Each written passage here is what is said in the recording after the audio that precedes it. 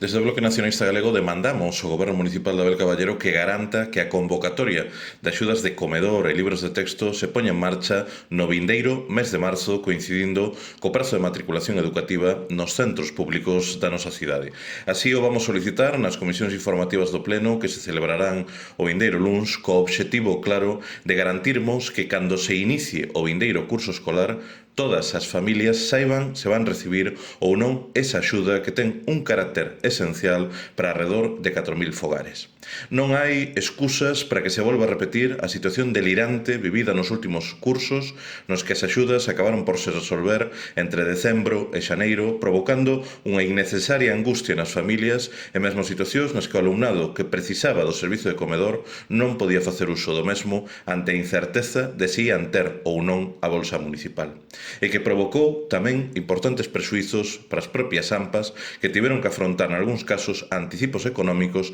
a conta dos seus propios e escasos recursos. E todo isto a causa da falla de xestión do propio goberno municipal. Tal e como temos defendido reiteradamente o BNG, axilizar a convocatoria, a tramitación e a resolución destas axudas é unha longa reivindicación da comunidade educativa. Unha administración como o Concello de Vigo que conta cun orzamento ordinario de máis de 300 millóns de euros ten os medios e capacidades necesarias para acompasar, como recomenda o propio sentido común, a convocatoria destas axudas ao propio proceso de matriculación.